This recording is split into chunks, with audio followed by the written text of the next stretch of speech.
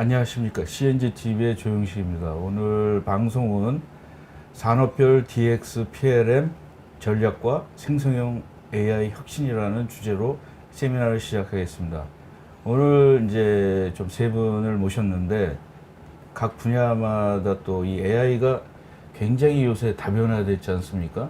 근데 오늘은 그래도 두 가지로 다 좀 좁혀질 것 같아요. 하나는 제품 개발 쪽이고 PLM과 연동이 되고 그런 쪽으로 좀 말씀을 해주셨으면 좋겠습니다. 오늘 우선 나오신 분 한 분 한 분 소개를 드리겠습니다.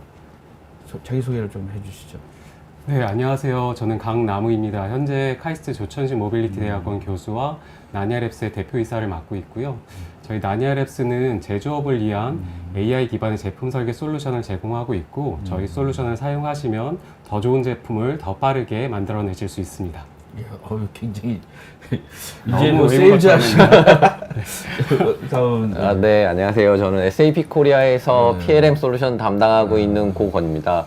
SAP에 입사한 지 한 2020년에 입사를 했고요. 그 전까지는 이제 현업 입장에서 국내 기업이랑 외국계 기업 한 곳 이렇게 각각 PLM 솔루션 담당을 하다가 SAP에 입사를 하게 되었습니다. 이제부터는 이제 SAP도 PLM을 이제 사용해서도 괜찮을 것 같아요. 이제. 네네네, 맞습니다. 본격적으로. 네네네. 예, 또 우리 오 사장님 또 소개를 해주시죠. 예, 안녕하세요. 저는 주식회사 DXT의 대표를 맡고 있는 오민수라고 합니다. 저는 PLM에 한 30년 정도 지금 경력이 있는 것 같고요. 지멘스라는 회사에서 한 22년간 근무하다가 3년 전에 퇴사하고 이제 주식회사 DXT를 창업을 했습니다. 현재는 제조기업이 사용할 수 있는 클라우드 기반의 사스 서비스하는 솔루션들 하고 있는 국내 개발업체 대표라고 보시면 될 것 같습니다. 감사합니다. 예. 우선 우리 그 강남우 교수님부터 시작을 해 보겠습니다. 있는 자료를 가지고 그 생성형 AI가 제품 설계에 필요한 이유, 제목이 좀 네. 도전적인데 네네. 예, 한번 좀 듣고 싶습니다. 이유를. 네. 예. 감사합니다. 편하게 들어주셨으면 좋겠고요. 네, 제가 생성형 AI 제품 설계에 필요한 이유를 말씀드리려고 하는데요. 특히나 그러니까 기존 설계 해석 기술과 지금의 AI 기술이 무엇이 다르길래 AI를 써야 하는가라고 좀 생각을 해주시면 되겠습니다. 끝에 저희의 짤막한 홍보도 있습니다. 우선 AI를 풀고자 하는 문제는 이런 반복적인 제품 개발 프로세스로 인해 소요되는 시간과 비용입니다. 이 시간과 비용을 줄이기 위해서 AI를 두 가지 방법으로 쓸 수가 있는데요.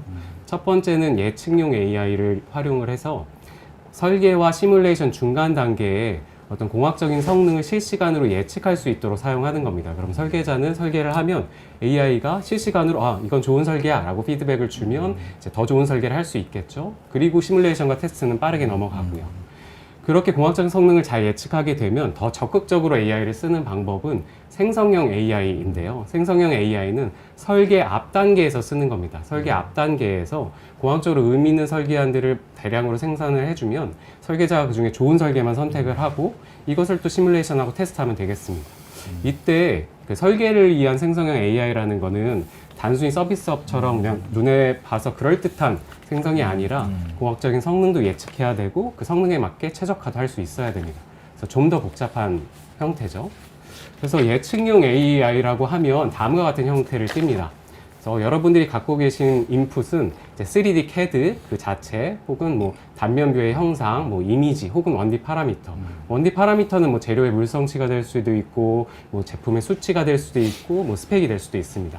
그래서 아웃풋으로 AI가 예측할 수 있는 것들은 여러분들이 뉴메리컬 시뮬레이션을 하시거나 테스트를 했을 때 얻을 수 있는 모든 공학적인 성능 값들입니다. 뭐 3D 필드 값들, 2D 필드 값들, 아니면 동적인 거동 값들, 타임 시리즈 값들, 혹은 스칼라 값 등 모든 형태의 답을 실시간으로 예측을 할 수 있다는 게 이제 장점이고요. 제가 지금부터 그럼 과거의 그 설계 해석 기술과 어떻게 차이가 있는지 좀 몇 가지 소개를 드리겠습니다. 첫 번째, 저희가 AI라고 말할 때는 딥러닝이라고 생각하시면 됩니다. 딥러닝으로 예측했을 때 장점은 non 파라메트릭한 예측이 된다는 건데요. 기존에는 파라메트릭한 예측만 가능했습니다. 예를 들어 여러분들이 CAD를 뭔가 CAD에 대한 예측 모델을 만든다고 하면 그 CAD를 파라미터라이제이션을 하셔야 했습니다. 네모라고 한다면 뭐 가로, 세로, x1, x2가 되겠죠. 그게 인풋으로 들어가서 y라는 공학적인 성능을 예측해야 되는데 그렇게 하면 문제점이 네모가 들어오면 괜찮은데 갑자기 세모가 들어오거나 동그라미가 들어오면 x1, 2를 추출할 수 없기 때문에 예측이 불가능한 겁니다. 그래서 이런 경우에는 딥러닝이 강점을 보입니다. 딥러닝 같은 경우에는 형상을 사람이 파라미터라이제이션을 하는 게 아니라 딥러닝을 알고리즘을 통해서 피처라는 중요한 속성들을 추출을 해냅니다. 그 속성이 인풋으로 들어가서 y를 예측하기 때문에 네모가 들어오든 세모가 들어오든 동그라미 혹은 별이 들어오든 상관없이 어떻게 보면 AI가 스스로 파라미터라이제이션을 하는 거죠. 그 값을 가지고 예측을 하기 때문에 제너럴한 예측 모델이 가능해지고 여러분들이 인풋으로 그냥 CAD 파일 자체를 사용하실 수 있습니다. 그 다음에 이제 필드 예측인데요. 기존의 전통적인 기법들은 스칼라 예측만 가능했습니다. 뭐 맥시멈 스트레스, 맥시멈 디스플레이스먼트, 뭐 드래그 코에피션트 등등 저차원의 그런 스칼라 값이나 벡터를 예측 가능했는데 이제 딥러닝을 사용하시면 고차원의 아웃풋을 예측하실 수 있습니다. 그러니까 해석을 했으면 모든 노달 밸류들, 스트레스 필드, 뭐 디스플레이스먼트 필드, 프레셔 필드 등 이런 고차원의 데이터를 아웃풋을 예측할 수 있다는 게 두 번째 장점. 그리고 세 번째 장점은 멀티모달로 예측을 할 수 있다는 건데요. 기존 전통적인 기법들은 1D 파라미터만 인풋으로 들어갔지만 이제는 3D CAD, 2D 이미지, 1D 파라미터가 어떤 조합이든 골고루 들어갈 수 있습니다. 요즘 챗GPT가 멀티모달이라고 많이 이야기를 하잖아요. 그런 관점이라고 봐주시면 됩니다. 그 다음 네 번째 장점은 과거의 예측 모델들은 스태틱한 예측을 주로 했습니다. 혹은 스테디 스테이트에 해당하는, 하지만 딥러닝 같은 경우에는 시간 도메인에서 예측이 가능합니다. 그래서 다이나믹한 어떤 충격, 충돌 상태나 혹은 트랜지언트한 CFD 예측 결과값들을 예측을 할 수가 있게 됩니다. 그 다음 다섯 번째 장점은 데이터 드리븐으로 예측했을 때 멀티 피델리티 예측이 가능하다는 겁니다. 그 말은 이렇게 왼쪽에 있는 게 로우 피델리티 데이터, 값이 싸지만 부정확한 데이터, 보통 시뮬레이션 데이터죠. 그리고 오른쪽이 이제 하이 피델리티 데이터, 값이 비싸지만 정확한 데이터, 보통 시험 데이터를 의미하는데 시험 데이터는 많이 모을 수 없으니까 소량의 시험 데이터만 모으고 대량의 시뮬레이션 데이터를 가지고 하이 피델리티 상태를 잘 예측을 하는 겁니다. 그렇게 되면 여러 장점이 있는데요. 그러니까 시뮬레이션 데이터만을 가지고 학습한 것보다 테스트 진짜 결과를 더 잘 예측을 할 수 있게 됩니다. 그리고 또 다른 장점은 불확실성을 예측할 수 있다는 건데요. 모르는 건 모른다고 얘기를 하는 겁니다. 그래서 어떤 아웃풋을 예측함과 동시에 그 아웃풋이 얼마나 그 컨피던스를 믿을 수 있는지를 아웃풋으로 내줘서 믿을 수 없다면 다시 더 데이터를 모아서 학습을 하시면 됩니다. 그리고 일곱 번째 마지막인데요. 예측 모델의 또 장점이 딥러닝 같은 경우에는 공학적인 성능 데이터만 학습할 수 있는 게 아니라 사람의 선호도 값, 사람의 감성도 학습을 할 수 있기 때문에 사람이 좋아하면서 심미적으로 느끼면서 공학적으로 의미 있는 설계를 하실 수 있게 됩니다. 그럼 이렇게 예측 모델들을 학습을 하고 나면 이제 생성형 AI를 활용을 할 수가 있는데요. 여기 그림에서처럼 만약에 5개의 우리의 설계 데이터가 있다라고 하면 사실 그 어딘가 중간에 정말 옵티멀한 값이 있을 겁니다. 그러면 이렇게 생성형 AI가 이 5개의 데이터를 학습을 해서 중간에 저런 다양한 디자인들을 생성해 가면서 또 앞에서 학습했던 예측 AI로 공학적인 성능을 예측하고 혹은 CA 솔버에 직접 연결해서 공학적인 성능을 확인해 가면서 최적화를 하는 겁니다. 이렇게 했을 때 기존 최적 설계와의 차이점이 뭐냐면 첫 번째, 예측과 동일하게 non 파라메트릭한 최적 설계가 되는 겁니다. non 파라메트릭한 최적 설계라는 건 만약에 내가 CAD 데이터가 있다. 차량 형상에 대한 그럼 그 CAD 데이터를 학습해서 다음과 같이 non 파라메트릭한 새로운 차량 형상을 생성해 가면서 CA 솔버와 묶이든지 혹은 내가 CA 데이터가 있다 라고 하면 CA 데이터를 학습한 서로게인 모델과 결합해서 최적화된 non 파라메트릭한 형상을 찾는 겁니다. 이게 장점이고요. 두 번째 장점은 리얼타임으로 최적 설계가 가능하다는 겁니다. 예를 들어 이 사진에서 X는 디자인이고 Y는 공학적인 해석 결과입니다. 그럼 보통 예측 모델을 만들면 Y는 fx라는 함수를 만들겠죠. 하지만 설계자가 진짜 원하는 건 Y는 fx가 아니라 Y가 인풋으로 들어가서 공학적인 성능이 인풋으로 들어갔을 때 최적 설계가 나오는 X는 fy라는 함수입니다. 그래서 이런 역함수를 딥러닝으로 학습을 할 수가 있습니다. 그럼 실시간으로 이렇게 최적 설계를 생성하는 거죠. 그다음 세 번째 장점은 막상 예측 AI를 만들려고 하면 다양한 CAD와 그 CAD를 해석한 해석 결과가 필요한데요. 제조업에 가보면 정작 없는 데이터가 바로 다양한 CAD 데이터입니다. 그래서 이렇게 생성형 AI로 도메인 날리지 기반으로 다양한 데이터를 CAD 데이터를 생성한 후에 해석 자동화를 통해 해석 데이터를 쌓고 그것을 학습시키면 예측용 AI를 만들 수 있게 됩니다. 그래서 합성 데이터 생성용으로 사용을 하게 되고요. 그리고 생성형 AI도 제조 조건을 고려할 수가 있습니다. 예를 들어 내가 3D 프린팅을 하겠다라고 하면 3D 프린팅 시간을 최소화하거나 또 서포트 매트리얼을 최소화하는 방향으로 생성을 할 수가 있고요. 아니면 전통적인 생산 기법으로 생성을 하고 싶다라고 하면 예를 들어 캐스팅이나 인젝션 몰딩을 위해서 언더컷이 발생하지 않게 하거나 드래프트 앵글을 조절하면서 생성을 또 하실 수 있습니다. 또 생성 또한 고객에게 또 빠른 피드백을 받을 수 있는 장점이 있는데요. 예를 들어 엔지니어링적으로 의미 있는 설계안을 이렇게 찾으면 여러분들 챗GPT처럼 프롬프트만 입력을 하시면 바로 포토리얼리스틱한 렌더링을 해주고 고객에게 피드백을 바로 받을 수가 있게 됩니다. 가상 환경에서 모든 걸 해보는 거죠. 마지막으로 생성형 AI를 활용하면 디자인과 엔지니어링을 결합할 수가 있습니다. 예를 들어 디자이너가 스케치를 하면 실시간으로 렌더링을 해주고 바로 실시간으로 CFD 결과를 예측을 해주는 겁니다. 그러면 이제 디자이너가 공력 성능이 더 좋은 자동차를 빠르게 스케치를 하실 수 있게 됩니다. 그래서 이렇게 예측용 AI, 생성용 AI를 사용하시면 다양한 장점들이 있기 때문에 이런 것들을 활용하셔야 된다고 말씀을 드리고요.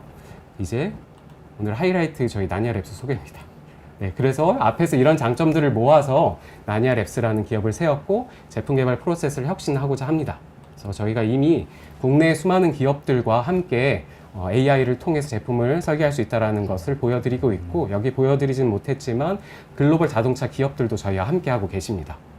그래서 이런 자동차 시스템뿐만 아니라 전자 시스템, 그리고 선박, 해양, 그리고 뭐 플랜트, 로봇 등 다양한 분야에 저희가 활용하고 있고요. 이렇게 할 수 있었던 이유는 저희 이제 기술을 모아서 아슬란 X라는 제품을 만들었기 때문입니다. 저희 아슬란 X는 로우 코드 AI 플랫폼이고요. 현장의 도메인 전문가들이 쉽게 최신 AI 모델을 학습하고 배포할 수 있게 되고 배포를 웹 형태나 혹은 기존의 상용 소프트웨어, CAD 소프트웨어 등의 플러그인으로 사용하실 수 있습니다. 그래서 데이터를 갖고 있는 시뮬레이션 엔지니어나 테스트 엔지니어가 학습을 하고 스타일리스트나 그런 설계자들이 예측에 활용을 하게 됩니다. 마지막으로 저희가 현재 27명의 팀원을 과 함께 하고 있고요. 28번째 팀원을 찾고 있습니다. 그래서 핵심은 저희가 서울 오피스, 대전 오피스, 제주 오피스가 있지만 풀 재택입니다. 네, 기억해 주시고요. 많은 관심 부탁드리겠습니다. 감사합니다. 예. 근데 요것을 보니까 이제 뭐 외형이나 뭐 이런 거는 저기였는데 보통 CAD나 기존에 있는 다 이렇게 뭐 물성치나 뭐 네. 이런 것들을 가져와야 되잖아요. 네네네. 누가 일단은 뭘 CAD를 그리든지 아니면 뭐 옛날에는 CAD 없이도 했는데 뭔가 그런 정보들 재료, 매트리얼 뭐 이런 것들을 받아야 되는데 여기 뭐 아까 플러그인이라는 표현을 썼는데 기존에 있는 거랑 어떻게 지금 뭐 비즈니스를 하실 때 뭐 신뢰가 있는지 뭐 네, 좋은 질문이시고요. 그러니까 아까 멀티모달이라고 소개를 드렸는데 그러다 보니까 AI에게는 3D CAD 자체만 입력할 수 있는 게 아니라 원리 파라미터 값들, 어떻게 보면 재료의 물성치 같은 것들 테이블 형태로 입력을 다 하시면 되고 내가 갖고 있는 룰을 모든 것들을 입력이 가능하십니다. 그래서 플러그인으로 하는 이유는 어떻게 보면 그 사용성을 높이기 위한 거거든요. 그래서 뭐 CAD 사용하시는 분들 AI를 알 필요도 없고 해석을 알 필요도 없이 단순한 이런 클릭만으로도 빠르게 성능을 예측하실 수 있도록 하기 위해서 그랬습니다. 예, 근데 이게 이제 저는 이제 이 AI를 할 때 이제 제일 그 의문이 되는 게 아까 말씀하신 이제 논 패러메트릭이나 네. 이제 패러메트릭 네. 이게 어떤 게 좋으냐에 대해서 항상 저는 좀 의문이 오거든요. 왜냐하면 뭐 논이 좋은 것도 있고 맞습니다. 예, 그래서 뭐 예를 들어서 네. 최적화라는 거가 저는 패러메트릭은 최적화고 논 패러메트릭은 굉장히 이노베이션하는 생각이 있잖아요. 기존에 있는 데이터를 그래서 저는 이제 약간 좀 최적화보다도 약간 좀 어떤 면에서는 이게 뭐 7대3 뭐 이런 비율로 다 리스크를 해가지고 모두 다 논 패러미터로 하면은 이거 생각지 못한 건 좋은데 리스크가 많잖아요. 그리고 이제 파라메트릭이라는 거가 그 뭐 머신러닝이나 이런 데에서 가장 그 사람들이 여지껏 어떤 학습에서 가장 가까운 거 우리는 모르지만 그걸 찾아내는 거가 아닐까 이렇게 생각했는데 교수님 좀 어떤 네네네. 좋은 말씀이세요. 그러니까 파라미터라이제이션을 하게 되면 최적 설계를 하기는 좋은데 말씀하신 내가 네모로 파라미터라이제이션을 했으면 절대 동그라미나 별이 나올 수가 없거든요. 근데 그래서 내가 잘하는 부분은 파라미트릭하게 디자인을 하시고 좀 미지의 영역에 대해서 넌 파라미트릭하게 남겨두시면 좀 창의적인 것들을 찾아내실 수 있겠죠. 그런 기회를 제공을 할 수가 있습니다. 그래서 그런 소프트웨어 자체도 또 파라미틱인데 뭐 약간 창의적으로 한번 얘기해봐 뭐 약간 보수적으로 설계해줘 뭐 이런 것들을 네. 그 조정하는 거가 있어야 되지 않을까. 네. 뭐 그냥 그 갑자기 너무 창의적이면은 설계 위에 있는 사람들이 그렇죠. 야 이거 너무 창의적인 거 아니야 이거 막 이럴 수도 있고 네. 뭐 하여튼 뭐 이게 네. 우리가 AI가 들어오면서 새로 그 지평이 열린 거지 이게 끝이는 아닌 것 그럼요. 같아요. 이제 시작입니다. 예, 네네네. 시작인 것 같아요. 네. 오늘 굉장히 좋은 말씀 많이 들었는데 많이 또 재택근무라고 그러니까 요새 네. 꼭 많이 기억해 주세요. 해주셔가지고 예. 그러면 이제 좀 질문은 나중에 몰아서 네네네. 하고 그다음으로 넘어가겠습니다. 우리 그 요거 이건 다음이죠. 넘어가시면 됩니다. 예. 네, 어펜딕스라서 쭉 넘어가시면 됩니다. 더. 요건가요? 아, 네. 예. 네, 제가 발표를 시작하겠습니다. 안녕하세요. 저는 SAP 코리아 아까 소개해드린 대로 PLM 담당하고 있는 고건입니다. 오늘 제가 준비한 내용은 일단은 뭐 SAP에서 발표는 하지만 SAP라고 생각하지 마시고 일반적인 PLM 회사들이 AI 관련해서 어떻게 준비를 하고 있는지 생각해 주시면 될 것 같아요. 그래서 이걸 보시고 이제 PLM이 이렇게 바뀌니까 우리 업무 프로세스, 우리 개발 프로세스가 이제 어떤 식으로 바뀌겠구나 이런 거를 그냥 한번 생각해 볼 수 있는 시간이 되었으면 저는 그냥 좋을 것 같아요. 그래서 저는 이제 좀 전에 설계랑 해석 관점에서 AI가 도입되면 어떤 식으로 변경되는지 말씀을 해주셨다면은 이제 그런 거를 받아서 PLM에서 제품 정보를 관리를 하거나 할 때 제품 이제 개발 프로세스를 관리하거나 할 때 어떤 식으로 AI를 활용할지 이제 한번 저희 회사의 예를 이제 기반 삼아 말씀을 드리도록 하겠습니다.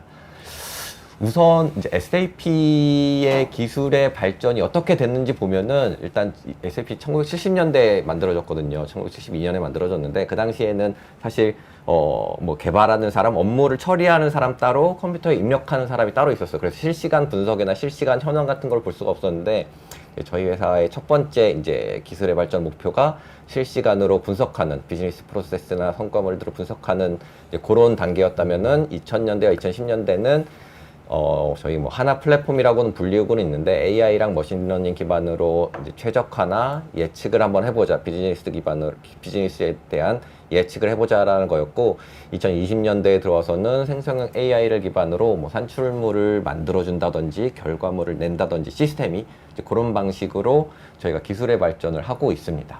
PLM도 마찬가지고요. 제가 좀 전에 보여드린 장표에 뭐 S4HANA 이렇게 되어 있는데 PLM도 SAP는 S4HANA 안에 붙어 있습니다. 그래서 S4HANA가 뭐 이런 방향으로 나간다 그러면은 PLM도 같이 가고 있다라고 봐주시면 되고요.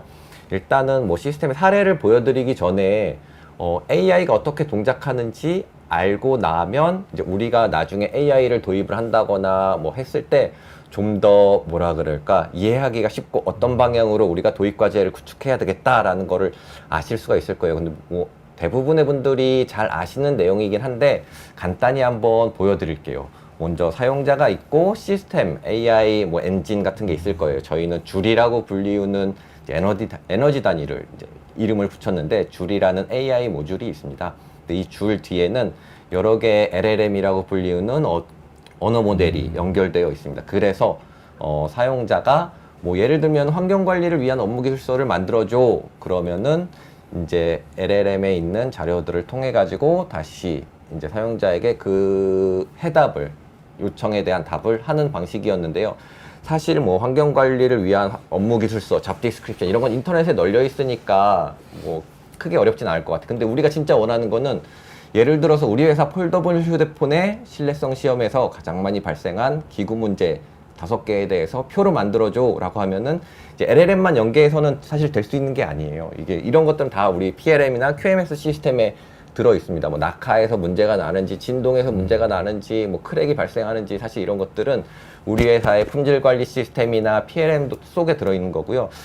근데 안타깝게도 LLM과 우리 회사의 PLM과는 직접적으로 붙일 수는 이제 상당히 어렵습니다. 이게 언어 모델도 다르고, 우리 회사에 등록된 산출물이랑 LLM에 들어있는 언어랑 사실 이제 기반이 다르기 때문에 직접적으로 붙일 수는 없습니다. 그래서 LLM이 답을 하기는 좀 어려운 상황이고요. 이거에 대한 이제 문제에 대한 원인은 방금 전에 말씀드렸다시피 사실 기계 언어랑 우리가 프롬프트를 날리는 그 언어랑은 차이가 있기 때문이고요. 그러기 위해서 뭐가 필요하냐면은 조금은 복잡합니다. 여기 보시는 것처럼 이제 가운데 있는 이제 벡터 엔진, 예를 들어서 우리 회사가 갖고 있는 이제 여러 가지 품질 시험 결과서나 데이터베이스에 정형화된 이제 그런 정보들을 LLM이나 이런 데 활용할 수 있도록 벡터 엔진, 그 벡터화된 이제 데이터로 바꿔주는 벡터 엔진도 필요하고, 당연히 이제 답을 주기 위한 LLM, 또 사실 우리가 연구 개발은 하고 있지만 PLM에 있는 정보만을 원하지는 않을 거예요. 왜냐하면은 협력사 정보도 필요하고 원가 정보도 당연히 궁금할 거기 때문에 SRM 시스템, ERP 시스템 이런 거를 다 연계된 환경에서 비로소 우리가 연구 개발을 하는데 AI를 활용을 할 때 저는 진정한 효과가 있다라고 보고 있고요. 뭐 그렇기 때문에 뭐 중간에 데이터 매니지먼트도 필요한 환경입니다. 사실 이건 이제 좀 복잡한 환경이긴 한데, 물론 사용자는 이걸 다 알 필요는 없어요. 뭐 우리가 운전을 할 때 뭐 내연기관의 원리, 제동 장치의 원리를 알 필요가 없는 것처럼, 근데 이제 솔루션 벤더들은 이렇게 좀 이제 일반적인 LLM 회사랑은 다르게 PLM 회사들은 이제 벡터 엔진이나 데이터 매니지먼트나 이런 시스템까지 합쳐서 진짜 우리 연구 개발자가 필요한 그런 정보들을 제공하기 위해서 열심히 노력하고 있다라고 봐주시면 됩니다. 그랬을 때 비로소 뭐 단계는 되게 앞 단계보다는 복잡해졌지만 우리 회사 폴더블 휴대폰의 기구 문제 5가지 탑 5가 비로소 이제 표로 이제 나타낼 수가 있는 거예요. 그래서 일단은 나중에 구축하실 때 이런 부분까지 한번 검토해 보시면 좋을 것 같고요. 그렇다면 이제 뭐 SAP는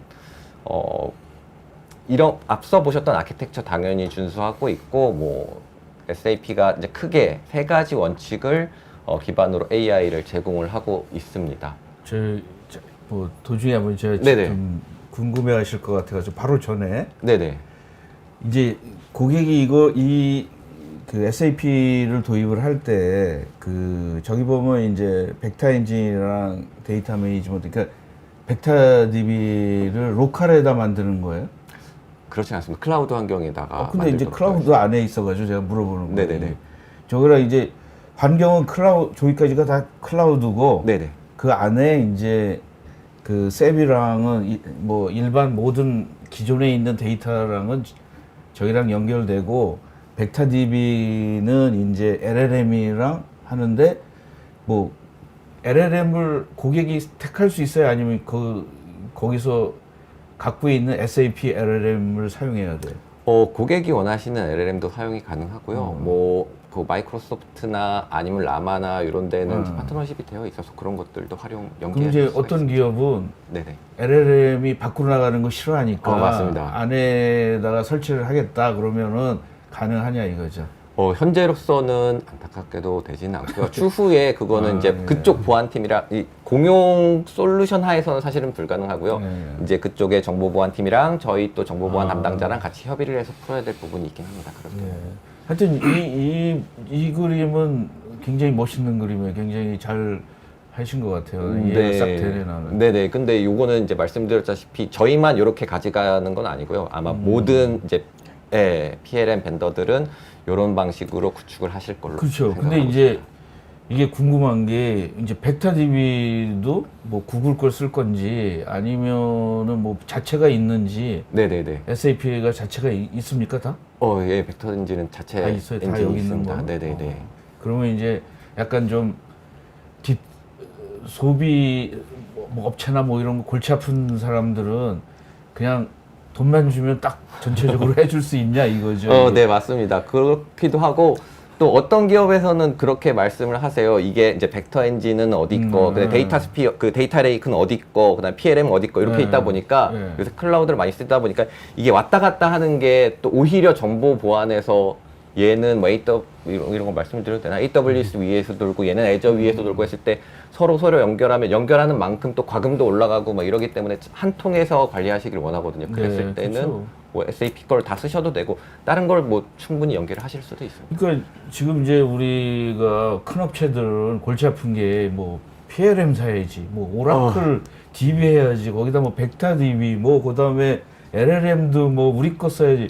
이렇게 되면은 뭐 골치 아픈 일이 그 전산 관련자들은 네. 돈은 돈대로 들고 그래서 이제 그런 것들이 잘 정리가 돼야 되지 않을까요? 네네 충분히 공감하고 고객사에서도 되게 어려움을 많이 토로하고 있는 부분이긴 합니다. 네, 분명히. 그걸 하기 위해서 제가 지금 가운데 질문. 맞습니다. 그 계속 한 해주시죠. 이슈이긴 합니다. 네. 그래서 저희는 일단은 이제 비즈니스 프로세스 내에 AI를 녹이는 이제 렐러번트한 영역이 원칙이 첫 번째가 있고, 그다음에 믿을 만한 데이터를 제공을 하자는 게 릴라이벌 두 번째가 원칙이 있고요.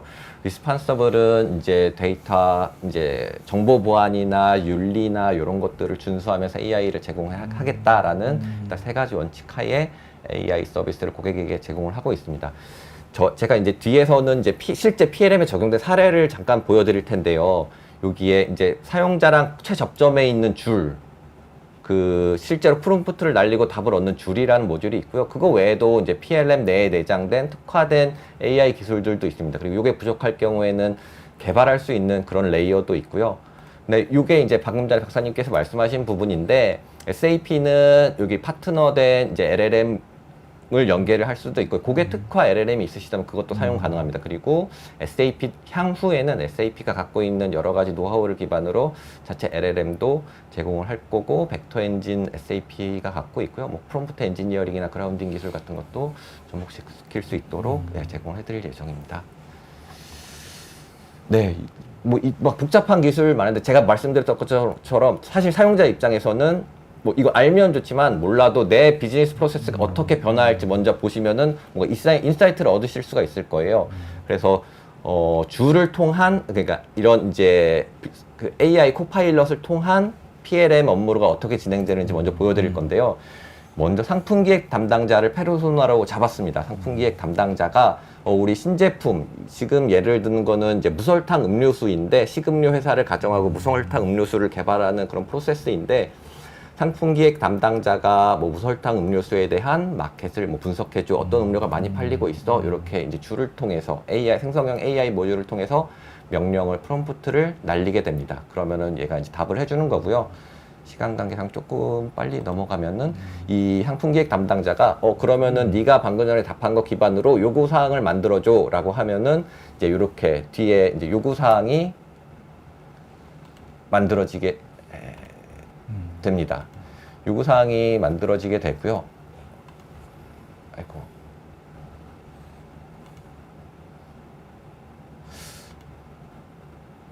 여기서 멈추네. 네, 일단은 이제 제가 말로 표현을 하자면 요구사항이 만들어지고, 이 요구사항, 상품기획 담당자가 내가 요구사항 모듈에 요구사항을 만들었으니까 레시피, 뭐 식음료 같은 경우에 레시피 담당자, 아니면 제약이나 화장품 같은 경우에는 이제 처방 담당자가 받아서 네가 이거 기반으로 제품의 레시피를 생성해, 처방을 생성해라고 여기에 메신저에 날리면은 처방 담당자가 들어와서 일단은 너 거기에 있는 그 요구사항 기반으로 레시피를 만들어줘라고 하면은 이제 쭉 레시피를 만들어줍니다. 제품에 대한 레시피를 만들어주고, 그리고 레시피를 만든 것 중에서 상품 담당자가 보니까 아무래도 일반적인 기업 입장에서는 상품화를 해야 되지 않습니까? 근데 기존에 공용화된 이제 부품, 그리고 물질이 아닌 새로운 물질들이 너무 많아서 이거 우리 그 사양 DB에 등록된 물질들을 75% 이상 재활용해서 그거 기준으로 만들어줘 라고 하면은 이제 신규 물질들을 좀 적게 하고, 최대한 기존에 우리가 사용하고 있는 제조하고 있는 그런 물질들 기반으로 다시 이렇게 이제 제품의 레시피를 만들어 주도록 되어 있습니다. 네, 그리고 뭐 규제 준수나 뭐 이런 것들도 다 이런 생성형 AI 기반으로 이거에 대해서 뭐 어느 영국 국가에 규제 준수가 되는, 그 규제 준수 위반하는지 안 하는지 알려줘라고 하면은 규제 DB를 뒤져가지고 그런 것들이 실제로 너희들 이거 FDA는 뭐 어린이 음료는 당류가 단위 중량당 몇 그램 이하여야 되는데 뭐 그런 거 만족하니까 너희들 이거 어디에 팔 수 있어 이런 식으로 답을 주는 이제 그런 시나리오였습니다. 네. 네. 그리고 이제 두 번째로 준비한 거는 이제 혁신 제품 아이디에이션 등록 관리라 그래서 이노베이션, 그러니까 새로 혁신 제품을 만드는데 아이디어를 PLM에도 많이 등록을 하고 있습니다. 그래서 이런 거를 이제 캠페인화 해가지고 이게 다 안 되는데 아이디어를 등록할 때에도 뭐 생성형 AI를 통해서 아이디어를 등록을 한다든지 아니면은 그 등록된 아이디어의 유사도 점검도 생성형 AI를 통해서 하고 그다음에 등록된 아이디어를 유사한 아이디어로 묶는 데에도 생성형 AI를 통해서 하는 프로세스를 준비를 해왔었습니다. 안타깝게도 동영상이 재생이 안 되는데 그리고 요거는 3D 제품 설계하는 데는 대부분 이제 BOM과 도면이 일치를 할 거예요. 정확성이 어느 정도 맞을 거예요. 왜냐면 그 도면에서 어셈블리 구조를 그대로 끌고 와서 이봉을 만들기 때문에 괜찮은데 화학사나 이런 장치 산업 같은 경우에는 우리의 설비 마스터랑 실제로 우리가 입수한 도면이랑 사실 매핑 정보는 처음엔 없으실 거예요. 그런 걸 이제 태깅해가지고 활용을 하실 텐데 이런 태깅하는 것도 AI 기반으로 돌려가지고 우리 설비 마스터의 설비 구조를 끌고 오고 도면의 어셈블리 구조를 끌고 와서 사람이 일일이 태그 정보를 이제 만드는 게 아니라 AI 기반으로 이쪽에 우리 설비 마스터에 있는 그다음 디스크립션이나 여러 가지 정보들을 끌고 오고 도면의 어셈블리랑 메타데이터를 끌고 와서 자동적으로 매핑 시켜주는 기능도 아마 이제 이번 2분기 아니면 3분기에 저희 SAP PLM에는 릴리즈가 될 예정입니다. 사실 사례를 조금 준비를 해왔었는데 요거는 이제 공개 가능한 거는 제가 링크를 배포본에 자료가 배포될 걸로 알고 있고 배포본에 제가 동영상 링크를 추가해서 전달을 드리도록 하겠습니다. 이거 외에도 뭐 협업 작업장을 만든다든지 과제 정보를 뽑는다든지 뭐 과제 비용을 뽑는다든지 이런 거는 저희 아까 보셨던 줄을 통해서 다 하실 수 있도록 지원을 해드릴 예정이고요. 제가 오늘 마지막으로 드리고 싶은 말씀은 처음에 드렸던 것처럼 뭐 이런 사례가 도입이 됐을 때 과연 우리 비즈니스 프로세스가 우리 연구개발 프로세스가 어떻게 될 건지 한번 미리 생각해 볼 수 있는 좋은 기회가 되었으면 좋겠어요. 연구개발자가 회로 개발자를 예를 들면 일일이 이제 회로도 그리고 뭐 아트웍 외주를 주고 그걸 다시 받아서 테스트하고 이런 게 아니라 뭐 라우팅, 옛날부터 오토 라우팅은 있었지만 그런 거 뭐 자동으로 해서 우리는 검증만 하는 아마 그런 쪽의 업무가 비중이 훨씬 높아질 걸로 보고 있습니다. 이랬을 때 우리가 과연 어떻게 뭐 2, 3년 뒤를 준비를 해야 되나 뭐 이런 식을 한번 생각해 주시면은 저는 너무너무 좋을 것 같습니다. 네, 이상입니다. 예.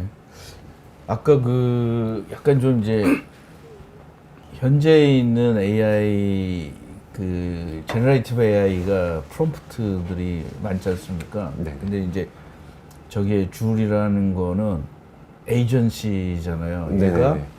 어느 정도 스마트한 것 같아요. 뭐 프롬프트를 일반 사람들이 뭐 프롬프트를 잘 넣는 거가 한계가 있잖아요. 이게 그래서 얘도 거기 LLM에서 말귀를 알아듣는 뭔가 서로 트레이닝이 있나요? 이게?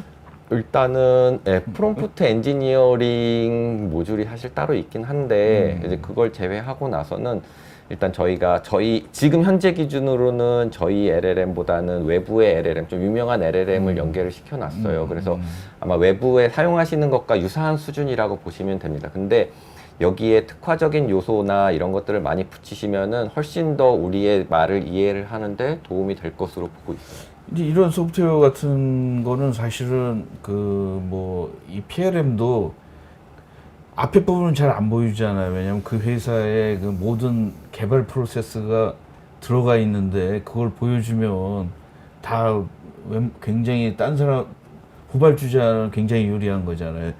테스트하고 하고 이런 프로세스 자체가 노하우인데. 네네네. 그래서 여기도 이렇게 보면 제가 이걸 보고 약간 프롬프트 이런 것도 노하우잖아요, 이게. 맞습니다. 아웃풋이 제가 써보니까 아웃풋이 나는 그걸 말귀라고 그러는데 이게 말귀가 이 챗GPT 다루고 이렇게 다루잖아요. 네네네. 내가 아주 정확하게 원하는 맞습니다. 거를 맞습니다. 원하는데 그게 안 되면 그 바꾸도 내가 노가다 작업을 많이 해야 돼. 이게 왜냐하면 이거를 코딩이나 이런 것도 내가 갖고 있는 컴파일러랑 안 맞으면 그걸 찾아가가지고 다 해야 되잖아요. 그래서 막 에이전시가 진짜 그런 것들을 약간 좀 대신해 준다 그러면 사용자들은 되게 편한 거죠, 사실은. 예, 그런 것들을 두 분 다 아이디어가 이제 우리 방향이 PLM에서 어떤 방향으로 간다라는 거에 대해서 많이 제시를 해주신 것 같아요. 그래서 여기 PLM의 전통적인 엔지니어들은 오늘 이걸 듣고서 이제 좀 많이 야 이거 앞으로 공부 많이 해야 되겠다 이런 생각을 느끼셨을 거예요. 네네. 자, 감사하고 또 이제 발표를 이걸 하겠습니다. 예. 오민수 대표가 예. 발표를 하시죠. 예. 안녕하세요. 제조기업의 PLM과 AI 연계 방향에 대한 주제를 가지고 발표를 시작하도록 하겠습니다. 예, 제 소개는 앞서 드렸으니까요. 우선 저는 이제 금일 발표를 준비하면서 저희가 이제 어떤 방향으로 해야 되는가에 대한 것들이 이제 고민이 됐고요. 저는 현재 산업진흥화협회의 PLM 분과 간사를 맡고 있어서 PLM 입장에서 AI를 어떻게 바라봐야 되는가에 대한 질문을 많이 받습니다. 그래서 그런 것들에 대한 거를 설명할 수 있는 그런 시간이 됐으면 좋겠고요. 기본적으로 그러면 PLM을 위한 AI, 그러니까 AI에 대한 부분들의 어떤 중심이 PLM을 진행하는데 그것들을 도와주는 이네블러로서의 어떤 역할을 이야기를 하려고 전 노력을 했고요. 제품에 그렇기 때문에 목표 자체가 제품 개발에 참여하고 있는 설계자나 엔지니어들이 설계 능력을 지금보다 더 증가시키고 설계 과정의 속도를 증가하는데 목표를 두고 저희 발표를 들어주셨으면 좋겠습니다. 또한 그것들이 이제 AI라고 하는 어떤 새로운 기술을 통해서 우리가 지금까지 습득했던 여러 가지의 지식보다 좀 더 빠르고 좀 더 현명한 어떤 결정을 내릴 수 있는 것들을 도와줄 수 있어서 그런 효과가 이제 QCD 관점에서 품질과 그 다음에 코스트와 그 다음에 어떤 딜리버리에 대한 부분들을 이제 만족시킬 거고요. 가장 중요한 이제 새로운 혁신적인 제품을 설계 개발하는데 어떻게 빠르게 진행할 수 있는가에 대한 어떤 새로운 생성형 AI에 대한 접목에 대한 부분들까지 더해져서 많은 분들이 제조기업에서 많은 분들이 지금 현재 관심을 가지고 있다고 생각하고 있습니다. 하지만 그것들을 적용하기 위한 여러 가지에 대한 문제도 있는데요. 보안의 문제라든지 그 다음에 가격적인 어떤 비용의 측면이라든지 제일 중요한 신뢰에 대한 문제, 그것들에 대한 부분들을 책임의 소재까지 갈 수 있을 때 우리가 어떻게 진행해야 될 것인가 라고 하는 그런 문제에 지금 현재 PLM의 시스템은 정착해 있다고 생각하고 있습니다. 그렇기 때문에 저희가 바라보는 가장 중요한 것들에 대한 것에서 가장 현재적인 상황을 정리해 드리면 AI 연계를 진행하려고 하는 대부분의 제조기업은 자사의 어떤 설계 노하우와 설계 프로세스를 반영한 AI 모델을 고려하고 있습니다. 또한 새롭게 생산된 AI 모델과 기존의 기간 시스템, PLM이라든지 ERP라든지 MES, SCM 같은 기간 시스템과 연계를 시도하고 있는 것이 지금 현재 가장 저희가 지금 현재 처해 있는 상황으로 오시면 좋을 것 같습니다. 그래서 그런 기준으로 저희가 이야기를 조금 펼쳐줬으면 좋겠습니다. 자, 그러면 지금 현재 PLM 분야와 연계되고 있는 AI는 어떤 것들이 지금 현재 있냐라는 거죠.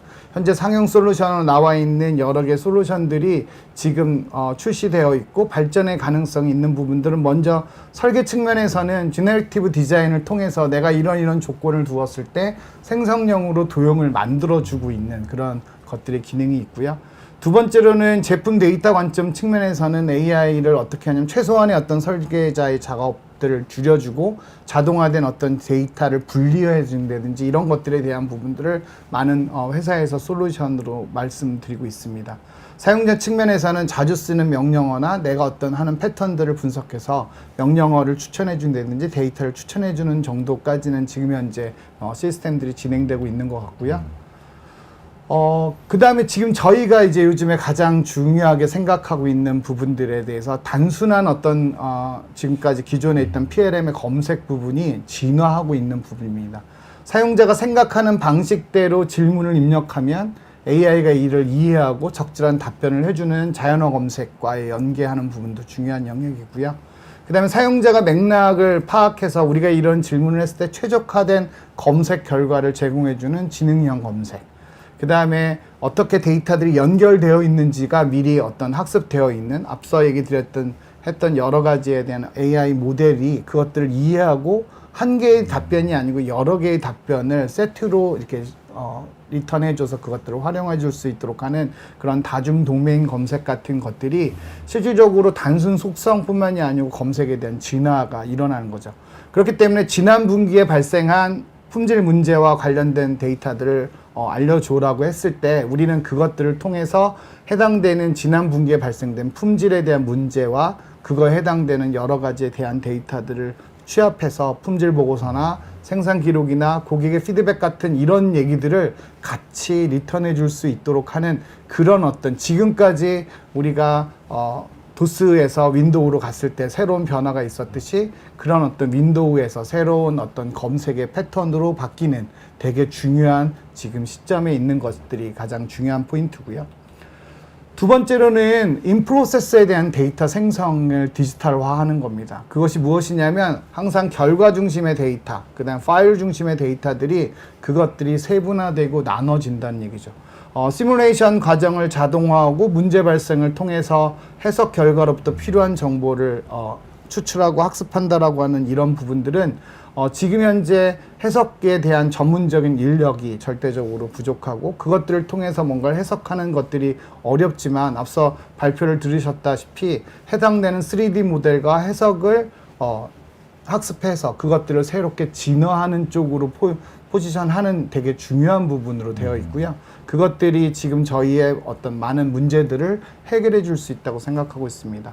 또한 추적성에 대한 부분들도 강조되고 있는데요. 제품을 개발하거나 제조 과정에서 데이터를 체계적으로 관리하고 분석하고 정보화해서 전체적인 개발 프로세스를 직관적이고 파악할 수 있는 형태대로 모든 데이터들을 연결 관리할 수 있고요. 그것들을 추적할 수 있도록 하는 시스템들을 학습해는 어떠한 데이터 모델이 있다면 우리가 어떠한 상황에 처했을 때 어떠한 문제를 직면했을 때 오류로 인해서 빠뜨려 먹는다든지 그것들에 대한 어떤 잘못된 데이터를 유도했을 때 그것들을 가이드해 줄 수 있는 그러한 추적성에 대한 영향으로도 PLM과 연계되고 있는 부분이고 미래에 많은 부분들을 할 수 있다고 근데 생각하고 이제 있습니다. 이게 추적성이라는 거가 PLM에서 이제 뭐 엔터프라이즈 PLM 같은 거 추적성이 많이 요구가 됐잖아요. 예. 근데 이게 이제 PLM의 타겟이 추적성이 비용 대 코스트에 비해서 우리가 야 이거 비용이 너무 추적성이라는 거가 이제 이게 그 뭐 추상적인 단어인데 어디까지 추적성이 되고 추적성하면 끝나나? 네. 추적성을 했는데 그 찾는데 요새 이제 뭐 디지털 스레드 같은 게 나와가지고 예. 내가 여기서 고치면 저기가 돼야 되는데 이제 추적성에서 끝나는 게 아니라 예. 양방향으로 좀 할 수 있는 거 예. 그런 거가 돼야 되지 않을까. 예. 근데 지금 이제 너무 이게 교과서적인 것 같아 이게 지금 얘기가 그래서 다 좋은 말인데 예. 졸고 있으신 분도 있을 것 같으니까 예. 지금 뭐 앞서 얘기했듯이 추적성에 대한 얘기들은 뭐 PLM 분야에 되게 중요한 영역인데 그것들을 어디까지 구축해야 되는가에 대한 부분도 중요한 주제이긴 합니다. 근데 오늘의 주제가 사실은 AI가 그것들을 하는 거잖아요. 인간이 판단할 수 있는 능력으로 추적성이 있다고 하면 그것들에 대한 부분들이 어디까지 돼야 되는가를 이제 논의하고 연결할 수 있는 포인트들이 그리고 제가 중요한 저게 주제라고 읽어보다 생각합니다. 보니까 그 자율 시뮬레이션이라는 용어가 그 뭐 디지털 트윈을 얘기하는 건지 아니면 그 시뮬레이션 자율 시뮬레이션의 정의가 뭐 예를 들어서 좀 얘기를 해주셔야 저게 두 가지를 다 포함하고 있습니다. 기본적으로 시뮬레이션 프로세스의 표준화에 대한 부분, 그래서 어떠한 파라미터들이 가는 그런 얘기들도 있고요.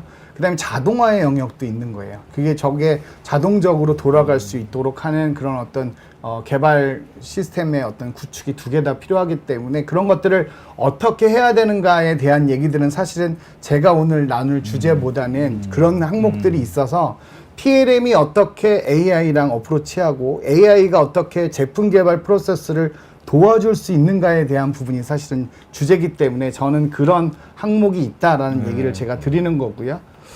그런 상태에서 이제 PLM을 위한 AI의 두 번째는 그러면 AI의 활성화, 저 AI를 통해서 무엇인가를 해야 된다라고 하는 주제인데 그러면 PLM은 어떠한 변화가 있냐라는 거죠. 앞서 설명드렸던 두 분의 어떤 획기적인 어떤 아이디어와 그런 것들을 달성하기 위해서 그럼 PLM은 어떤 식으로 그 데이터들을 게더링할 수 있는 거 아니냐는 겁니다. 앞서 얘기했듯이 우리가 어떤 조건을 만족하지 못하는 머테리얼의 75% 이상의 봄을 만들라고 했을 때 질문은 아주 단순하지만 그것들을 만들기 위한 데이터들이 있어야 되는 거거든요. 그것들이 지금 현재 의견이 분분합니다. 뭐 AI 전문가들도 계시지만 AI에서 그것들을 해낼 수 있는가 아니면 AI와 어떤 기관계와 협업을 통해서 그것들을 해야 되는가에 대한 부분에서 PLM의 입장에서는 라지 랭귀지 모델에 대한 영역과 그 다음에 엔지니어 영역은 분리되어 있고 그것들이 협업을 통해서 최적의 안을 만들어야 된다라고 하는 것이 지금까지 나온 안들이기 때문에 오늘 저희 발표도 그런 내용으로 진행되고 있다고 보시면 될 것 같습니다. 그렇기 때문에 PLM에서는 어떻게 변화를 하고 있냐면 제품 정보 검색에 대한 방식이 변화가 되고 있고요. 두 번째는 결과 중심의 데이터였어요. 저희가 30년 동안 PLM을 관리하면서 항상 이러면 요 데이터가 최종 도면이야. 이럴 때는 이런 게 뭔가 최종이야 라고 하는 결과 중심의 어떤 데이터였는데 그것들이 설계 프로세스를 진행하면서 필요한 데이터들이 있는 거죠. 그 데이터들이 앞서 얘기했듯이 해석에 대한 데이터들이 나온 결과가 어떤 식으로 얘가 선택이 됐고 설계는 왜 이렇게 진행됐고 하는 것들에 대한 결과 중심에서 어떤 진행 중심의 데이터로 바뀌는 거. 그 다음에 파일 단위로 저희는 많이 진행을 했어요. 파일이라고 하는 어떤 것들을 통해서 진행했던 것들이 파일의 컨텐츠 정보를 디지털하면서 그 데이터들을 활용해서 앞서 얘기 드렸듯이 추적성에 대한 얘기들을 그 정보를 활용해서 구축하려고 하는 움직임들이 있는 거고요. 아니 근데 예. 이제 아까 말한 대로 이게 환경이 많이 변하면 예. 멀티 모델이 되면은 저 추적성도 우리가 전통적인 거의 추적성이라는 거는 문서에 굉장히 그 옵티마이제이션이 아까 말한 대로 이게 옵티마이제이션이냐 예. 혁신성이냐 이거가 지금 이제 하는데 예. 뭐 옛날에 고전적인 제품은 약간 좀 그 옵티마이제이션이 우리나라는 강하잖아요. 옵티마이제이션이. 근데 뭐 전쟁도 나고 이러다 보니까 이게 생각보다 딴 나라 사람들은 새로운 생각을 많이 하는 거야, 이게. 왜냐하면은 뭐 우린 탱크였는데 저쪽은 드론이다. 그러면 이제 약간 게임 체인지 같은 것도 오잖아요. 여기 이제 들으시는 분들은 뭐 어떤 분들은 야, 전통적으로 내가 이거를 하고 있다 이런 사람도 있는 거고 또 하나는 이제 우리 그 교수님 같은 경우에는 이제 혁신적인 거 중간에 이제 이건 양쪽이다 이게 저는 이제 세 개를 딱 보고서 예. 뭐 그냥 다 얘기할 수 있는 제가 제일 좋죠. 뭐. 제가 얘기 드리고 싶은 거는 아까 좀 혁신적이던 그것들에 대한 데이터든 그거를 학습시키고 내가 발전시킬 수 있는 데이터의 구성을 해야 된다라는 겁니다. 그 구성이 있다는 가정하에 이게 된다라고 얘기를 하고 있는 거고요. 저희는 PLM 관점 입장에서는 그게 된다면이라고 한다면 그 된다면을 어떻게 구현해야 되는가가 제가 오늘 하는 발표의 주제인 거죠. 해석 데이터와 3D 모델이 있으면 우리가 이런 좋은 모델을 만들 수 있다라고 한다면 그 해석 데이터는 어떻게 수집할 것이고 3D 모델은 어떻게 수집하는데 그걸 주면 되는 것이 뭐 AI의 어떤 전문적인 분야에선 될 수도 있지만 그것들을 학습하기 위한 뭔가에 대한 정보를 아까 침에 주신다고 했거든요. 그 정보는 어떻게 만들 거냐라는 퀘스천입니다. 그 정보를 어떻게 만들 건지가 논의되지 않고 그게 있다면 된다라고 하고 있는 것들을 인정하고요. 하지만 PLM 입장에서는 그 데이터들이 지금 현재 없거든요. 그러면 그 데이터들을 어떻게 만들 것인가가 제가 바라보는 저 세 가지의 방향으로 진행되고 있다는 걸로 이해해 주시면 좋을 것 같습니다. 그래서 먼저 기본적으로 1차원적인 단순화된 속성이 새로운 검색 방식으로 변화되고 있는 거죠. 저 방법은 앞에 SAP가 말했던 그 방식과 비슷한 방식이고요. 하지만 저희는 그것들을 통해서 PLM과 어떤 지금 현재 나오는 게 라지 랭귀지 모델이기 때문에 그 모델을 어떤 식의 새로운 방법으로 그 데이터를 넣었을 때 우리의 데이터, PLM이나 ERP 어떤 기간 데이터 시스템과 라지 랭귀지 모델에 대한 부분들이 서로 연결되면서 갈 수 있도록 하는 새로운 어떤 어플리케이션 체제가 나와서 일반적인 제품에 대한 전문적인 지식이 좀 떨어지는 분들도 쉽게 그것들에 대한 걸 할 수 있는 그런 어떤 아이디어란 상황으로 바꾸고 있다라고 하는 거고요. 두 번째로는 결과 중심의 데이터에서 프로세서 데이터의 중심으로 바뀌면서 그것이 단순히 끝나는 것이 아니고 그게 어떻게 검증됐고 어떻게 선택이 됐고 하는 것들에 대한 얘기들이 관리가 돼야 됩니다. 그래야지 그것들에 대한 데이터들을 학습하는 AI 모델한테 인풋을 줄 수 있는 데이터들의 어떤 셋이 된다고 생각하고요.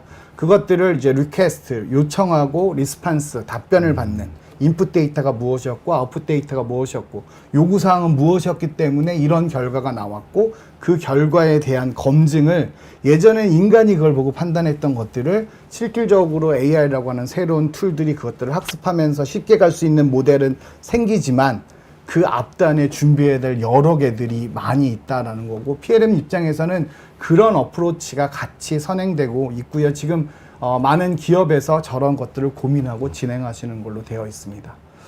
그다음에 마지막 세 번째는 파일 단계에서 콘텐츠로 변하는 건 단순하게 예전엔 파일만 있었어요. 그래서 그 파일에서 뭔가를 다 읽어서 뭔가 해낼 것 같은 어떤 그런 것들이 있지만 결국 그것들에서 뭔가 우리가 해내는 것들을 조금 더 잘게 썰어주는 거죠. 저런 컨트롤 플랜이라고 하는 품질의 어떤 계획서도 다 모든 오브젝트로 나눠서 나누고 있고요. FME라고 우리가 전통적으로 우리가 가장 많이 어떤 페일리어 모드의 품질에 대한 데이터 또한 저렇게 파일로 되어 있는 것보다는 그것들이 다 오브젝트와 분리돼서 그것들을 데이터화할 수 있는 그런 걸 통해서 실질적으로 파일 단위 관리책에서 컨텐츠 단위로 떨어지고 있는 것도 PLM에 나오는 되게 중요한 정보라고 보시면 좋을 것 같습니다. 자, 그래서 그런 어떤 협업들을 진행하고요. 또 하나 이제 제가 얘기 드리고 싶은 건 이제 국내에서 이제 진행되고 있는 여러 가지 이제 케이스들이죠. 그러면 저희가 그럼 AI 모델을 만들고 뭔가를 하는 것보다는 PLM 입장에서 새로운 어떤 환경이 들어왔을 때 그것들을 진행하기 위한 어떤 새로운 방법들과 시도가 있는 거죠.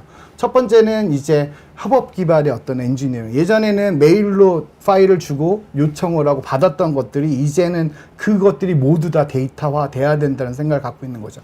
왜냐하면 그 데이터가 새로운 어떤 AI라고 하는 거 연결을 할 때 중요한 어떤 인풋에 대한 어떤 정보로 활용되기 때문에 내가 어떠한 고객의 요구라든지 내가 협력사한테 어떤 데이터를 보냈다든지 하는 거 또한 우리가 진행되고 있는 여러 개의 시스템 오더 시스템이라든지 해석 시스템이라든지 VOC를 접수하는 시스템이라든지 하는 것들을 다 실질적으로 메일로 주고받았던 것들을 다 이력을 남게 하는 그런 것들을 기존에 있는 기관 시스템과 그것들을 정보화하는 영역이 부각되고 있고요. 그런 정보 위에서 앞서 지금 요 얘기는 이제 품질에 대한 데이터들입니다. 실질적으로 협력사한테 어떤 도면을 내보냈고 거기서 들어온 부품들은 어떠한 품질을 갖고 있었고 그 100가지의 품질들을 어떻게 측정했더니 이러한 것들이 나왔으니 이것들에 대한 부분 그리고 거기에는 형상 정보와 품질 정보가 다 연결되어 있는 그런 것들이 지금 앞서 얘기했던 두 분들의 어떤 데이터로 활용될 수 있는 중요한 부분을 이제 PLM 입장에서는 준비를 시작하고 있고요. 그런 기술이 어느 날 만나서 지금 저희가 얘기하고 있는 꿈꾸는 그런 시대가 올 거라고 생각하고 있습니다. 또한 두 번째는 기본적으로 AI 업체예요. 이 업체는 이제 광고를 제작하는 백그라운드, 제품의 백그라운드를 자동으로 생성하는 지네레티브 AI를 만드는 회사인데 그 회사는 예전에 데이터들을 생성하고 그게 어느 일정 작업하면 폐기하고 하는 이런 작업을 했었는데 저 모든 단계의 데이터들, 지금 각 단계에서 나오는 데이터들을 다 데이터화하기를 원하셨어요. 그래서 그 데이터를 통해서 실질적으로 어떤 케이스에 어떤 의견이 들어가고 그것들을 해야 되는 것들에 대한 부분들을 지금 정보화 시키고요. 그 정보화된 걸 가지고 좀 더 나은 서비스를 진행할 것이다 라고 하는 거죠. 이것 또한 AI가 실제로 우리 내부에 있는 게 아니고 외부에 있을 때 이런 AI 서비스는 수많은 가지수를 갖고 있었을 텐데 그런 가지수에 대한 것들을 저희가 활용해서 이력을 남기고 그것들의 데이터를 활용할 수 있는 그런 어떤 중심에 있는 데이터들을 만들려고 하는 것도 지금 현재 국내에서 벌어지고 있는 프로젝트입니다. 자, 그래서 지금까지 제품 개발 정보를 관리할 때 PLM 시스템과 AI가 연계하는 것들을 저희 이제 PLM 관점에서 이 얘기를 드린 거고요. 조영식 박사님께서 얘기하셨던 여러 가지에 대한 부분에 대한 논의거리가 많고 논쟁이 너무 많습니다. 하지만 저희가 그런 것들에 대한 방향을 정하고 우리가 가야 되는 골과 해당되는 과정에 필요한 여러 가지에 대한 부분들이 있어요. 그래서 제품 개발 프로세스 상에서 발생되고 있는 많은 중요한 단계를 정의하고요. 그 단계에 생성되는 산출물, 그런 결정을 내리기 위한 많은 요소들, 그런 것들을 데이터화해서 관리해야지만이 그것들을 할 수 있고요. AI와 함께 제품 개발을 진행하는 새로운 시대로 떠나야 되는 시점인 건 분명한 것 같습니다. 그래서 저희가 그것들을 준비하고 서포트할 수 있는 PLM 시스템이 지금 제가 오늘 준비한 거의 결론으로 생각해 주시면 좋을 것 같습니다. 예. 그러면은 이 지금 아까 이 전에 요게 이제 이게 시스템이잖아요. 근데 이 가운데 있는 거가 그러니까 이거를 뭐 협업 시스템이라고 할 겁니까? 아니면은 뭐 개발 프로젝트 시스템입니까? 예, 아니면은 뭐 여러 가지들 많이 나옵니다. 근데 이 네모난 예. 거가 예. 모든 시스템들을 통합해 가지고 거기서 뭐 이 결정을 하고 뭐 이런 건데 예. 뭐 결정을 하는 건지 아니면은 뭐 예. 사일로로 다 가자는 건지 리퀘스트하고 리스판스입니다. 이거 그러면 이 가운데 있는 시스템의 명칭이 뭐예요? 뭐 있어요? 아니면 그냥 느슨하게? 저기 위쪽에 협업 기반의 엔지니어링 자동화 플랫폼인데요. 실질적으로 그것들을 통해서 우리가 원하는 데이터들을 관리해야 된다라고 하는 거죠. 그러니까 왜 그러냐면 지금까지는 내가 어떤 파일 단위의 어떤 데이터를 주고받았던 어떤 그런 히스토리가 다 누구에 있냐면 메일과 제 머릿속에 있는 것들이 실질적으로 데이터화돼서 움직여야지만이 나중에 그 데이터들을 수집해서 활용할 수 있는 그런 환경을 만들어야 된다라고 하고 이게 있습니다. 이제 약간 좀 뭐라 그럴까, 모든 사람이 이제 꿈꾸는 뭐 하나 하면은 다 했는데 이게 실질적으로 이제 많은 사람들이 이런 다양한 시스템의 모든 데이터를 해가지고 이거가 뭐 옛날에도 시도를 했잖아요. 뭐 익스큐티브 뭐 매니지먼트니 뭐, 왜냐하면 이게 저는 이제 이런 시스템을 뭐 한 수십 년 하다 보니까 이 시스템은 뭐 나쁜 시스템도 없고 좋은 시스템도 없어. 그게 이제 뭐 비싸다고, 근데 이제 그 회사마다 알맞은 시스템이 있는 거죠. 왜냐하면 이 세상에 보면 차가 뭐 5만 가지잖아요. 근데 돈이 많으면은 뭐 저기 비싼 차 타지고 내가 돈이 저기 오면은 뭐, 근데 뭘 그걸 사면 약간 다른 거가 희생이 되는 거야. 내가 뭐 안전이 희생이 되든 코스트든. 근데 이제 이 시스템이라는 거 아이디어는 되게 뭐 모든 사람이 꿈꿔왔던 아이디어인데 이건 사실은 뭐 SAP나 뭐 이런 큰 회사들이 만들어서 자기네들이 플랫폼이 다 있으니까 이거 플랫폼 비즈니스거든요, 이게. 그래서 이거는 이제 뭐 지금 어느 정도 진행이 되고 있는지, 아니면 어느 정도 진행이 되고 그 기업이 원하는 모습들이 있어요. 그렇기 때문에 그것들에 대한 부분들을 연결을 하는 거고요. 그게 약간 그래서 예. 근데 나는 이제 우리가 PLM 간선데 PLM이 지금 조그만 거 하나잖아요, 지금 PLM이. 근데 이게 아니요, 저 위에 있는 데이터들이 예. PLM에서 나오는 데이터들이 올라간 나는 AI가 이런 걸 조금 해결해 줬으면 하는, 왜냐면 이게 이런 거 흐름들이 다 디지털 스레드로 정보가 왔다 갔다 하는데 우리가 수십 년 동안 열심히 했는데 보니까 다 사일로인 거야. PLM 사일로, CAD 사일로. 그걸 이제 근데 이제 그거를 그전에는 이제 이거를 사일로다라고 얘기를 했는데 서로 인터페이스 만들기가 쉽지 않았는데, 그 다음에는 좀 이런 거가, 왜냐면 회사들이 CAD는 CAD만 팔려고 그러고 뭐 ERP는 ERP만 팔려고 이러다 보니까 사실은 이게 사일로가 각각 굉장히 많거든요. 그리고 사일로 안에도 뭐 PLM 사일로 안에도 이게 DB 있고 뭐 웹 서버 있고 뭐 요새 클라우드로 돼 있고 뭐 이래서 사용자들 입장에서 보면 야, 너무 힘든 거야 이게.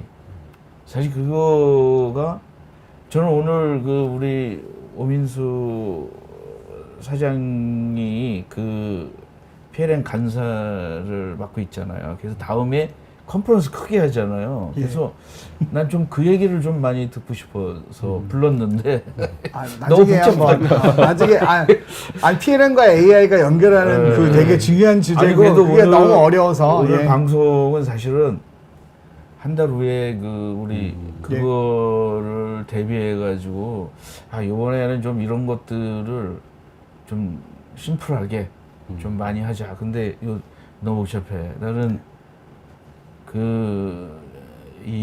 사실 이 정도 현업에서 내가 이렇게 하다 보니까 현업에 있는 사람들은 사실은 여기 있으신 분들 이거 들어야 돼. 왜냐하면 현업에 있는 분들은 내 일을 하고 싶은 거지 IT 시스템을 배우고 IT 시스템을 사가지고 오려는 게 아니잖아요. 내가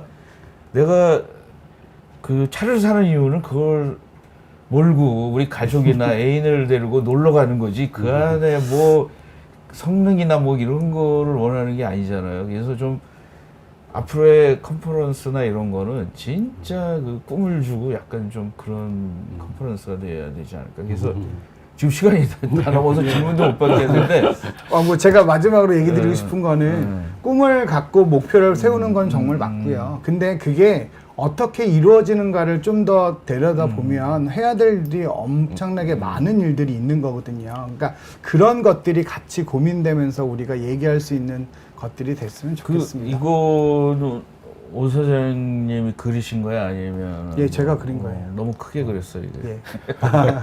이거 이제 뭐 저기로 뭐 어떻게 뭐 C나 뭐 이런 걸로다가 클라우드의 SaaS 서비스로 제공이 될 그래서 거니까요. 나중에 이거, 저희랑 한번 쓰시면 왜냐면 저희는 협업인 거죠. 기본적으로 AI 3D 모델을 만드는 게 아니고 그것들을 활용하는 저기 위에 있는 것들을 활용하는 시스템들이고요. 제가 그 시스템을 설명드리려는 것이 아니고 그게 AI랑 붙이려고 하는 연결하려고 하는 PLM의 어떤 목적이 그런 어떤 새로운 형태가 나와야 된다라고 제가 이게 이야기드렸습니다. 옛날에 보니까 이제 약간 포탈 같은 엔지니어링 포탈 같은 건데 자동화라고 부르기는 좀 그런 것 같아요. 왜냐하면 자동화는 쉽지 않을 것 같아요. 이게 그래서 포탈 모든 걸 합해서 한 방에 딱 좀 그리고 이게 AI랑 연계가 되면 또 괜찮을 것 같아요. 디시즌을 AI로다가 하는데 하여튼 뭐 굉장히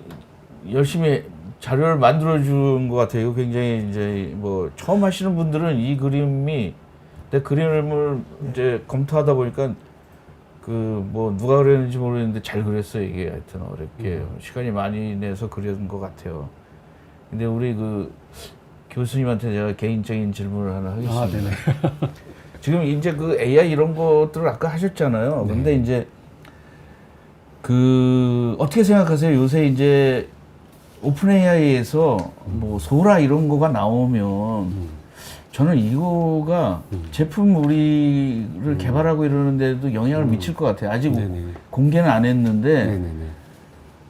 어떻게 보면 뭐 야 내가 말로 해서 야 이런 거 원해 그러면 그려가지고 줘 그러면 얘가 뭐 밤잠도 안 자니까 수십 개 그린 다음에 야 그거 카티아 포맷으로 그려줘 그런 다음에 그걸 내가 쓱 고치면 되는 거잖아요. 제가 지금 하고 있는 것들이 대부분 그러거든요. 왜냐하면 노가다를 안 하려고 하다 보니까 그러면 자기가 진짜 지식이 있는 사람은 되게 편할 수 있을 것 같아요.